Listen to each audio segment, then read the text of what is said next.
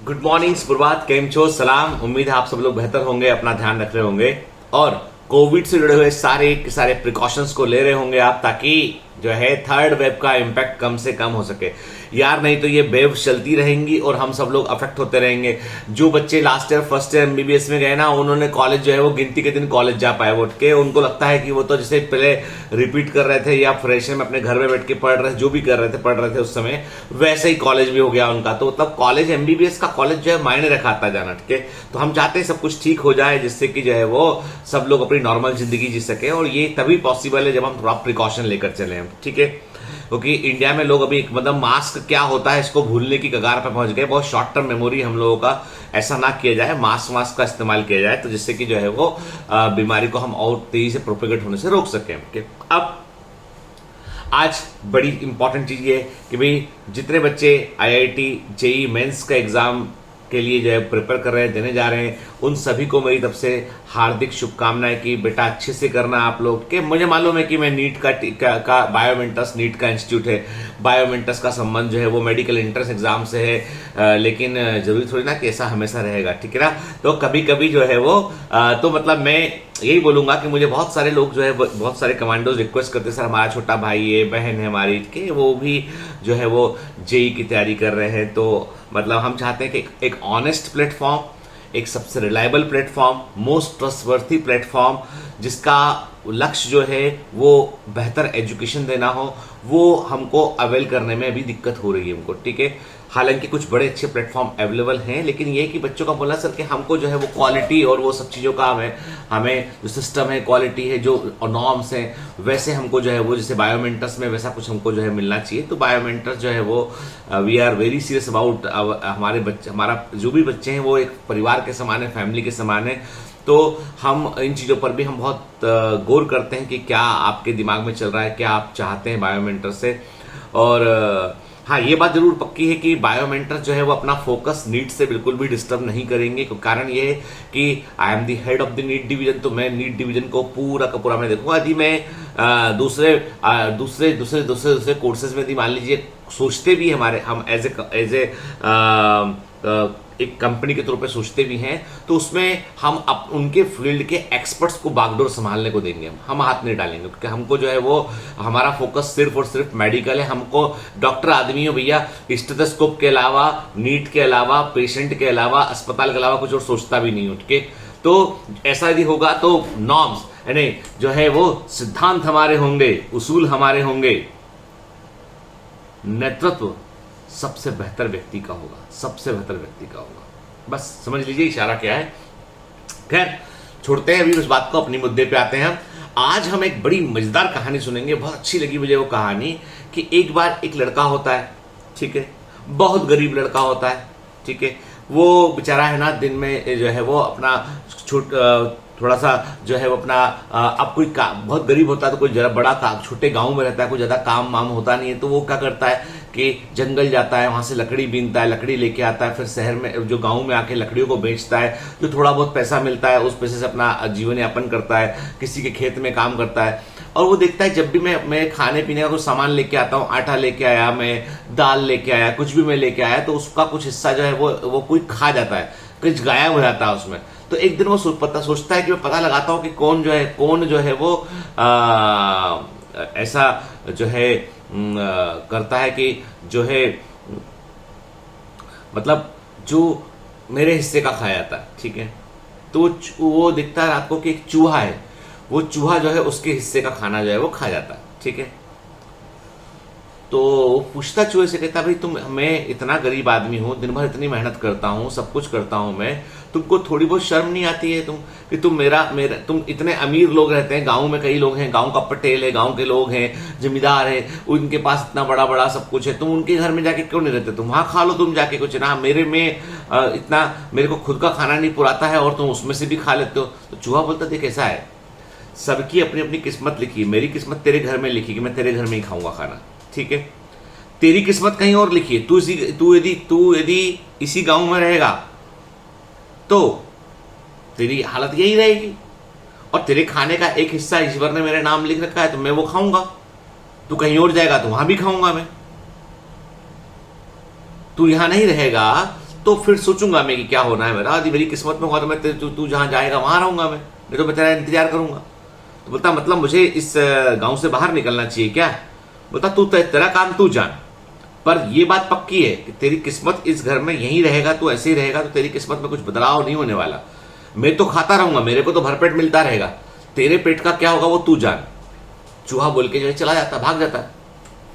लड़के को बड़ा लगता है कि यार कि मुझे तो जो है वो कहीं जाना चाहिए।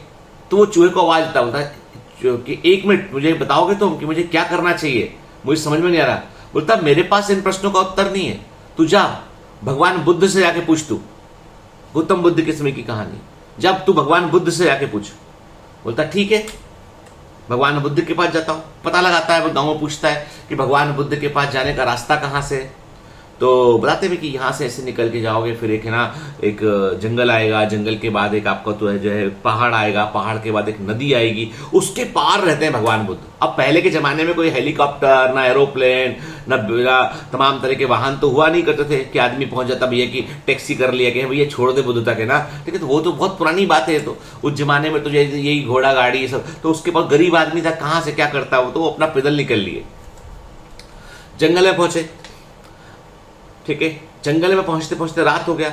अब उसने कहा भाई जंगल तो खतरनाक होता है, जंगली जानवर रहते हैं, अब रात कहाँ गुजारूंगा। तो वो क्या करता है, देखता है कि दूर कहीं एक जंगल के किनारे पर एक कहीं गांव होता है, उस गांव में एक उसे जो है वो एक घर सा दिखता है, थोड़ा बड़ा सा घर होता है। तो वो कहता है चलो इसके मालिक से पूछता हूँ, शायद रात गुजारने के लिए मुझे जगह दे दे। वो नॉक करता है, तो वो बोलता है हाँ बताइए। बोलता कि मैं साहब जो है बुद्ध से मिलने जा रहा हूँ, मैं भगवान बुद्ध से मिलने जा रहा हूँ, तो सफर में हूं मैं, तो आप यदि आपसे मेरी प्रार्थना है कि आप मुझे रात गुजारना है ताकि जंगल में मुझे खतरा ना हो। तो ना कोई बात नहीं, तुम एक काम करो, ये बरामदा है बाहर, मैं तुम्हारा बिस्तर लगवा देता हूँ, तुम्हें खाने को भी कुछ भिजवाता हूँ, ठीक है। तो वो आदमी उस लड़के की बड़ी देखरेख करता है, उसको खाने को भी कुछ भिजवा देगा, उसको है ना बिस्तर विस्तर लगवा देता है। तो रात को बोलता है कि अच्छा तुम बुद्ध से मिलने जा रहे हो? बोलता हाँ साहब मैं बुद्ध से मिलने जा रहा हूँ, भगवान बुद्ध से मिलने जा रहा हूँ। मेरा एक प्रश्न करोगे उनसे? हाँ मैं करूंगा। उनसे पूछना है कि मेरी एक ही बेटी है, बहुत सुंदर है। वो आवाज देता अपनी बेटी को, तो बेटी उसकी आ जाती है यहाँ पे ना, मेरी बेटी है लक्ष्मी, इसको ये बोल नहीं पाती है, ये बोल नहीं पाती है, और मैं इसको लेके बहुत चिंतित हूं। मेरी एक ही बेटी है, सब कुछ ये उसी का है, माँ इसके है नहीं है, मैं ही इसका ध्यान रखता हूं, भाई भी नहीं इसके, हम दोनों ही रहते हैं इस घर में। बुद्ध से पूछना कि मुझसे क्या पाप हुआ, मेरी बेटी कब बोल पाएगी, ये बुद्ध से पूछ के आना।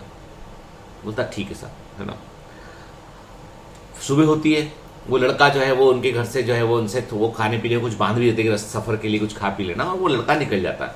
जब निकल जाता है तो वो देखता अरे बाप रे सामने इतना बड़ा पहाड़, एक बड़ा सा पहाड़ सामने, है ना, और ऊपर बर्फ भी जमी हुई है। बता अब इसे कैसे क्रॉस करूं मैं, जंगल तो मैंने किसी तरीके से क्रॉस कर लिया, पहाड़ क्रॉस करा तो अपने आप में बहुत हुआ। तो वो पहाड़ पे चढ़ना शुरू करता है, देखता है पहाड़ में कहीं पे एक थोड़ा सा छेद बना हुआ है। बोलता है ये क्या छेद है, अब यहाँ पे कुछ रोशनी सी आ रही है। तो वो उस छेद में अंदर एंटर करता है पहाड़ के, देखता है एक आदमी जो है वो तपस्या कर रहा है।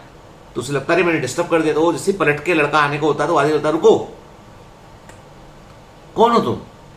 बोलता है मैं तो फला गांव में रहता हूं और मैं भगवान बुद्ध से मिलने जा रहा हूं, तो मुझे ये पहाड़ क्रॉस कर रहा था, तो ये बड़ा भारी पहाड़ है, तो मैं थोड़ा थक गया था, तो मैंने देखा शायद कोई जगह है यहाँ पे, तो मैं थोड़ा सुस्ता लेता हूँ। उसने कहा नहीं तुम बैठो, आओ मैं तुम्हें कुछ पीने को देता हूँ। तो वो कुछ उसको शरबत वगैरह पीने देता। बोलता है यार तुम बुद्ध के पास जा रहे हो, सच में भगवान बुद्ध के पास जा रहे हो? बोला हाँ सच में मैं भगवान बुद्ध के पास जा रहा हूँ।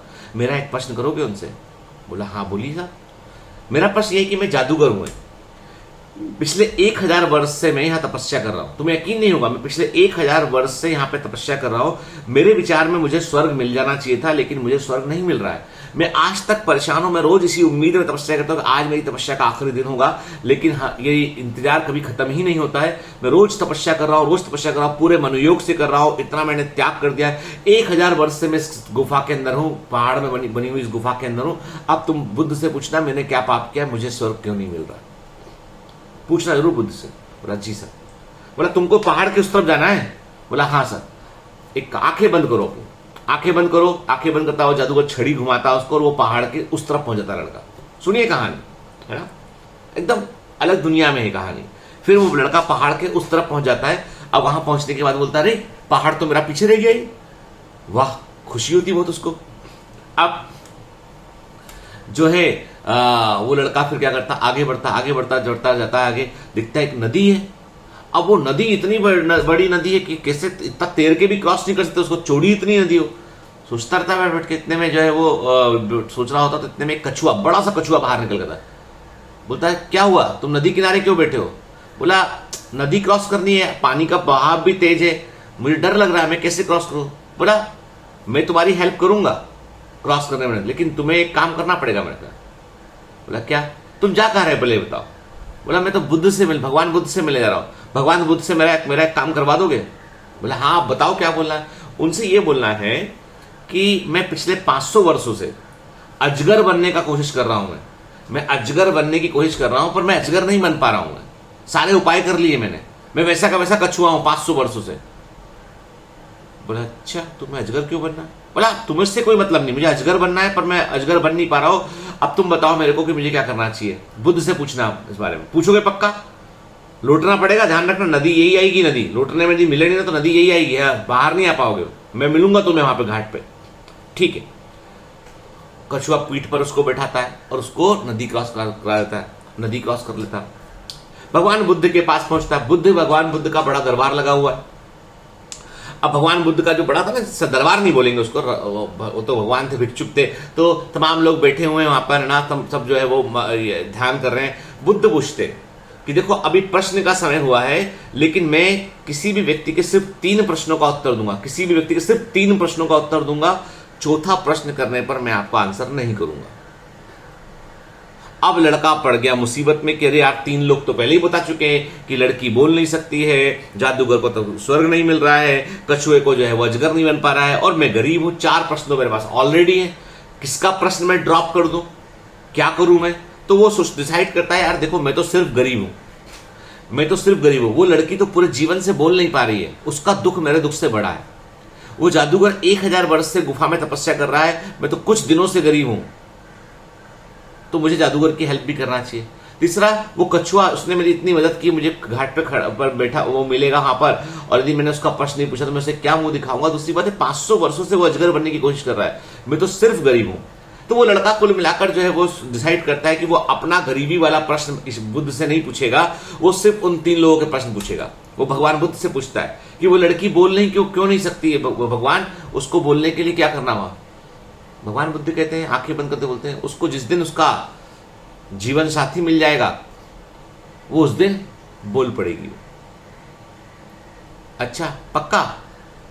बुद्ध उसकी तरफ देखते हैं कि मतलब कि तुम उससे पक्का कैसे पूछ सकता भाई, है ना, मतलब मैं तो बोल दिया, मतलब बोल दिया, है ना, बात खत्म।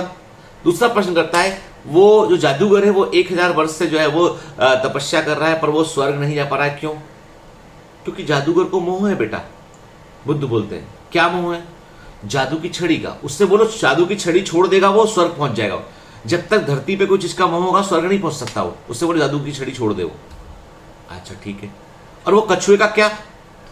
बोला कछुआ जो है वो अपने खोल को छोड़ने तैयार नहीं है। उसको जब तक अपना कवच नहीं छोड़ देगा, वो अपना खोल नहीं छोड़ेगा, तब तक वो अजगर नहीं बन सकता। अजगर बनने के लिए उसे खोल छोड़ना पड़ेगा। उससे बोल दो खोल छोड़ दे, अजगर बन जाएगा वो। लड़का भगवान बुद्ध को धन्यवाद बोलता है, वापस निकल आता है। सबसे पहले कछुआ मिलता है उसको। कछुआ बोलता है पूछा। बोला हाँ पूछा प्रश्न दोबारा हमने। बोला पहले नदी पार का आंसर बताऊंगा मैं। तो नदी पार का आता है कछुआ उसको। बोलता आप बताओ अब तक। बोला तुमको तुम्हारा खोल छोड़ना पड़ेगा। बुद्ध ने बोला है कि जब तक कछुआ अपने खोल का मोह नहीं छोड़ेगा तब तक वो अजगर नहीं बनेगा।